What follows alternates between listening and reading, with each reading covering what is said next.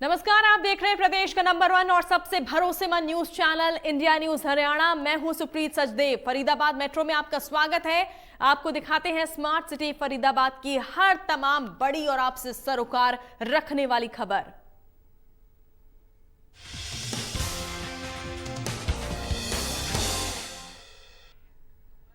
बल्लभगढ़ पहुंचे नेता प्रतिपक्ष और पूर्व मुख्यमंत्री भूपेंद्र सिंह हुड्डा ने भारतीय जनता पार्टी पर जमकर निशाना साधा। भाजपा को घेरते हुए हुड्डा ने कहा कि जो लोग कांग्रेस मुक्त भारत का सपना देख रहे हैं, उनके उस सपने को भूपेंद्र सिंह हुड्डा धराशायी करेंगे। भारतीय जनता पार्टी ने झूठ की राजनीति की है। पिछले 7 वर्षों में भारतीय जनता पार्टी की तरफ से कोई भी विकास कार्य नहीं किया गया। कांग्रेस पार्टी को छोड़कर आम आदमी पार्टी में शामिल होने वाले नेताओं को लेकर भूपेंद्र सिंह हुड्डा ने कहा कि ये वही लोग हैं जिनकी किसी भी पार्टी में कोई अहमियत नहीं होती और इनके जाने या ना जाने से पार्टी को कोई फर्क नहीं पड़ता। मजबूत है, कांग्रेस मजबूत है, आज भी मजबूत है। हरियाणा में 31 हमारे विधायक हैं और अगर ये मौजूदा सरकार तो बिल्कुल विफल सरकार है। हालांकि इस मौके पे मैं राजनीति बात नहीं करना चाहता था। ये जो बीजेपी जेजेपी है उससे हर वर्ग विमुख है, क्योंकि सिर्फ प्रदेश को कर्जे में डुबाने का काम किया इन्होंने, काम कोई नहीं किया। आप फरीदाबाद में रहते हैं, आप क्या बता सकते हो इन पिछले 7-8 साल में कोई काम आपकी नज़र में आया हो? मैं बता सकता हूँ। आप चाहे मेट्रो देखो, चाहे रोड देखो, चाहे मेडिकल कॉलेज देखो, चाहे आप YMCA यूनिवर्सिटी देखो, कितने ही काम आप देख सकते हो किस समय बने हुए हैं। इनके समय में क्या बना है? भारत तो बहुत बड़ी चीज़ है, हरियाणा तो बीजेपी मुक्त और ये जेजेपी मुक्त हो ही जाएगा। शुद्ध हित का कोई कार्य नहीं करना चाहते। जो गांधी जी ने देश आज़ाद कराया, ग्राम स्वराज ही एक लक्ष्य था। वो पंचायती के चुनाव नहीं कराते। हरियाणा शिक्षा बोर्ड परीक्षाएं आज से शुरू हो गई हैं और इसके साथ ही सभी सेंटरों के बाहर धारा 144 भी लगाई गई है। आज पहले दिन 12वीं क्लास के छात्र छात्राएं परीक्षा देने सेंटर पहुंचे। सेंटरों पर छात्र छात्राओं में परीक्षा को लेकर भारी उत्साह देखने को मिला।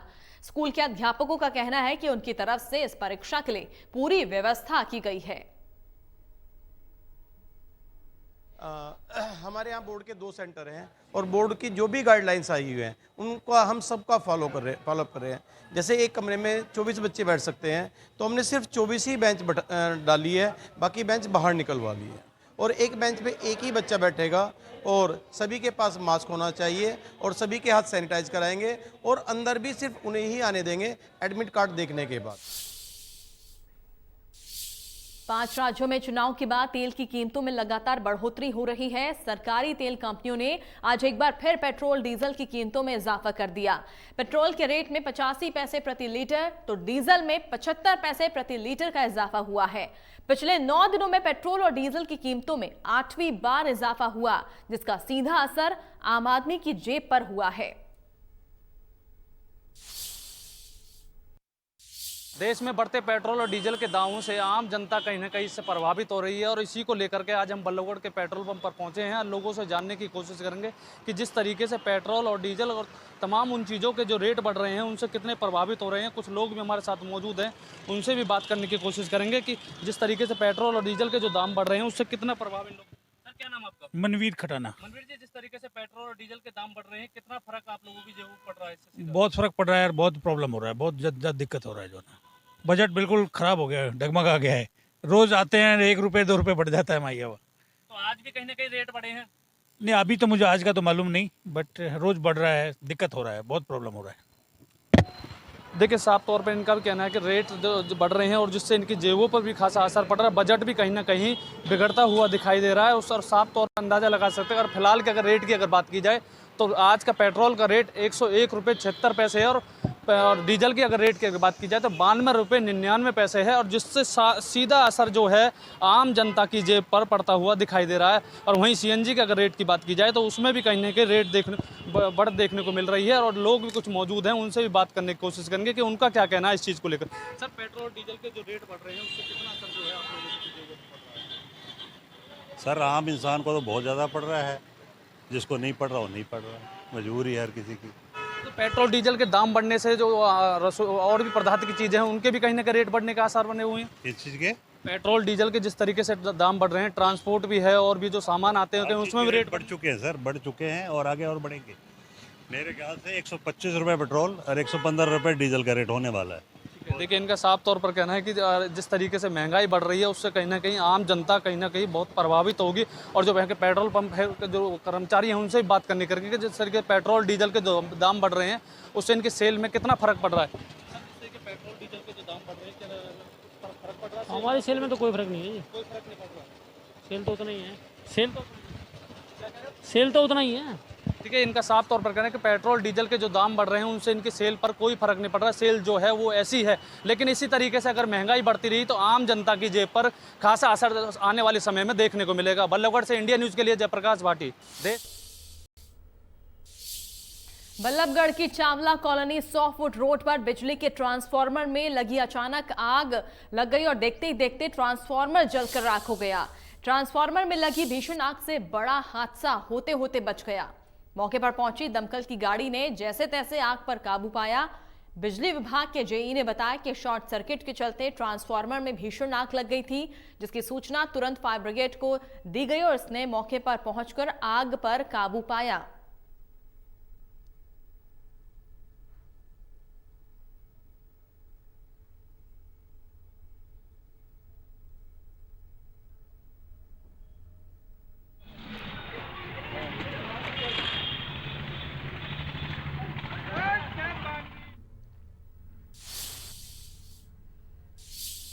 नए शिक्षा सत्र की शुरुआत 1 अप्रैल से होने वाली है, लेकिन इसके पहले ही अभिभावक एकता मंच ने उन स्कूलों के खिलाफ मोर्चा खोल दिया है जो स्कूल के अंदर किताब कॉपी के साथ ड्रेस महंगे दामों पर बेच रहे हैं और मोटा मुनाफा कमा रहे हैं। अभिभावक एकता मंच के प्रदेश महासचिव कैलाश शर्मा ने इस बात पर सरकार और जिला शिक्षा अधिकारी को पत्र भी लिखा। कैलाश शर्मा का कहना है कि कानून के मुताबिक कोई भी स्कूल किताब कॉपी या ड्रेस नहीं बेच सकता। इतना ही नहीं, कुछ स्कूल एनसीईआरटी की किताबों की वजह दूसरी किताब बेच रहे हैं और इस पर तुरंत रोक लगाई जानी चाहिए। 1 अप्रैल से सभी स्कूलों में नए सेशन सत्र की शुरुआत होने जा रही है, लेकिन ऐसे में अभिभावक एकता मंच की तरफ से स्कूलों द्वारा मचाई जा रही लूट खसोट किताबों को लेकर, कॉपी को लेकर और ड्रेस को लेकर, उसके खिलाफ में अब लामबंद होता जा रहा है और विरोध लगातार हो रहा है। अभिभावक एकता मंच के प्रदेश के महासचिव कैलाश शर्मा हमारे साथ हैं, उनसे बात कर लेते हैं। लगातार आप पहले से ही अपनी आवाज़ उठाते रहे हैं, मुखर रहे हैं इस बात को कि दुकानदारी स्कूल कम से कम ना करें, दुकान खोल के ना रहें। क्या है, किस तरह से देख रहे हैं इसे आप? देखिए, स्कूल संचालक पहले तो फीस को लेकर के अभिभावकों को परेशान करते रहे हैं। कोरोना काल में पढ़ाई रेगुलर नहीं हुई, ऑनलाइन पढ़ाई हुई, किसी ने दी किसी ने नहीं दी, उसके बावजूद उन्होंने बढ़ी हुई फीस ली और भी नाजायज़ फंड लिए। इसके लिए काफ़ी विरोध रहा, सरकार ने कोई रियायत नहीं दी, जैसे तैसे अभिभावकों की मदद की गई। लेकिन अब कोरोना काल ख़त्म हो गया है तो शायद स्कूल वाले चाह रहे हैं कि जो पिछली बार उन्होंने घाटा उठाया 2 साल से, उसको किताब कॉपी बेचने के काम में इस्तेमाल कर लें और घाटा पूरा कर लें। आप आवाज़ लगातार उठा रहे हैं, लेकिन नियम क्या कहता है? क्या स्कूलों में किताब कॉपी नहीं बेच सकते स्कूल संचालक? देखिए, नियम तो स्पष्ट है, हरियाणा सरकार का भी है, सीबीएसई का है, हुडा विभाग का है कि सभी स्कूलों में एनसीईआरटी की किताब लगनी चाहिए, क्योंकि जो एग्ज़ाम में पेपर बनता है वो एनसीईआरटी की सिलेबस से बनता है। इसलिए ये नियम है। हाई कोर्ट ने, सुप्रीम कोर्ट ने कहा है कि एनसीईआरटी किताब लगना चाहिए, लेकिन वो बहुत सस्ती होती है ना, उसमें कोई कमीशन नहीं मिलता। तो पिछले 5-6 साल से लगातार स्कूल संचालक मोटी प्रकाशक की जो किताबें होती हैं गैर कानूनी, वो महंगे दामों पर बिकवाते हैं, खरीदवाते हैं और दबाते हैं, क्योंकि उनमें कमीशन मिलता है और जबकि पेपर उसमें से आता नहीं है। इसके बारे में कई बार कहा गया और सरकार ने भी नियम कानून लगाया है, डीओ को लिख के भेजा है, लेकिन उसका कोई पालन न डीओ कराती है न कभी ये कोशिश करती है। लेकिन सवाल सर यही है, क्योंकि अब हम देख रहे हैं लगातार जब भी सेशन शुरू होता है उससे पहले से ही आप अपनी आवाज़ बुलंद इन स्कूल संचालकों के खिलाफ करते हैं, लेकिन वही ढाक पर 3 बात जैसी स्थिति रहती है कि वो स्कूल संचालक मानते नहीं, आप केवल आवाज़ उठा के ही रह जाते हैं, सीमित रह जाते हैं। आखिर कमी कहाँ देखते हैं, किसकी कमी की वजह से उनके जो हौसले हैं वो बुलंद हो रहे हैं? देखिए, सबसे बड़ी बात है कि पहले लोगों को पता ही नहीं था कि एनसीईआरटी की किताब लगनी चाहिए प्राइवेट परिषद की, तो मंच ने कम से कम ये प्रयास तो करा, चेतना तो डाली कि वास्तव में एनसीईआरटी की किताब लगनी चाहिए और पेरेंट्स उसी का विरोध कर रहे हैं। रही बात कि जिला शिक्षा अधिकारी कोई कार्रवाई नहीं करते, ये उनकी मिली भगत है, आपस में मोटा कमीशन जाता है, स्कूल भी नेताओं के हैं, इस पर कोई कार्रवाई नहीं होती। लेकिन हम ये सर ये एक बीच में मैं आपको रोक रहा हूँ, एक बड़ा आरोप इस तरह का जब लगाते हैं आप कि कमीशन जाता है, क्या इस बात के कोई आपके पास में सबूत हैं कि हाँ कमीशन दिया हो किसी ने? देखिए, कमीशन की बात है कि जब जिला शिक्षा अधिकारी और अधिकारियों को हम लिखित में सूचना देते हैं, प्रूफ भी देते हैं, स्कूलों की जो चिप होती है लिस्ट वो भी देते हैं, और उसके बावजूद वो जो उनके कार्रवाई नहीं करते। और जो FFRC जो चेयरमैन मंडल कमिश्नर है उसको तो बनाया इसीलिए गया है कि ऐसी मनमानी की लूट को रोके, लेकिन वो कुछ नहीं करते हैं। आखिर में दबी आवाज़ में ये कहते हैं ये बड़े लोगों के स्कूल हैं, इनसे हम कुछ नहीं कर सकते। कुल मिलाकर हमारा आरोप ये सही है, अगर नहीं सही है तो वो जाकर के देखें। अब तो सरकार ने तय कर दिया है कि क्लास 1 का 2 का 3 के बच्चों का वजन कितना होना चाहिए, अपना यंत्र लेके जाएं, किताबों की चेकिंग करें, अगर फालतू वजन मिलता है तो खिलाफ कार्रवाई करें। सबूत उनके पास है लेकिन जाते नहीं है।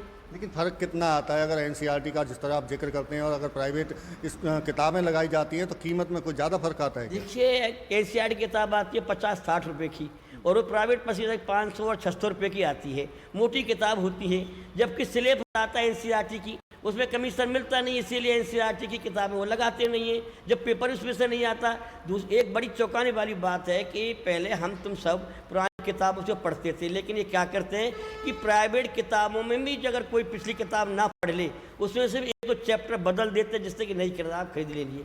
इसीलिए पूरी तरह से लूट है, और हमने पहले ही आज हमने शिक्षा सत्र से पहले आवाज़ उठाई है, और हम 1-2 हफ्ता देखेंगे। आज ही हमने DO से बात भी की है, DO को वो पत्र भी दिखाए हैं जो NCERT किताब की लगी। लेकिन सर अब आपने पत्र भी लिख दिए, आवाज़ भी लगातार उठाते रहे, लेकिन कामयाबी नहीं मिली। अब आगे अगला कदम क्या? देखिए, हम NCERT की किताब को लेकर हाई कोर्ट में भी गए, हाई कोर्ट ने भी जो है हमारे पक्ष में फैसला दिया।